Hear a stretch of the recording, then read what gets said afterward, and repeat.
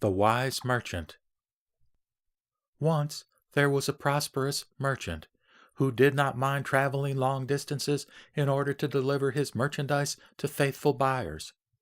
Robbers got a wind of this and soon were trying to capture his carts loaded with fine and expensive goods. The merchant, however, was a clever man and each time succeeded in thwarting their plans. On one of his journeys, the merchant learned that some monks were going to be traveling in the same direction. So he invited them to accompany him and promised to look after their every need along the way. No one was aware at the time, however, that some robbers had already heard of the merchant's trip and planned to ambush his caravan as it passed through a certain forest. The wise merchant, in the meantime, made wary by past experiences, suspected something was amiss as they approached the forest. So instead of entering it, he decided to set up camp just outside its edge and stay there for a few days. Later, when he learned what the robbers were up to, he decided that, for the safety of his traveling companions and his goods, it would be best to abort the trip and return home.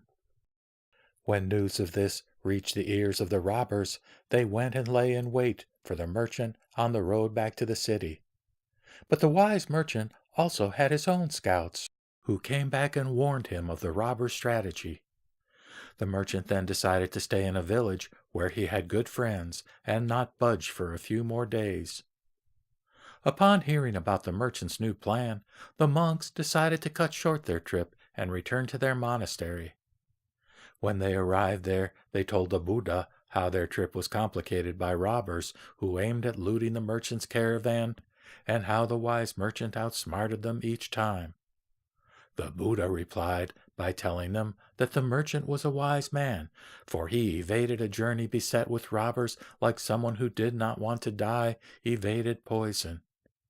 In the same way, the Buddha taught, a wise person who realizes that existence is like a journey beset with dangers does his best to keep away from doing evil. Just as a wealthy merchant with few attendants avoids a dangerous road, or just as one who desires to go on living avoids poison, even so should one shun evil.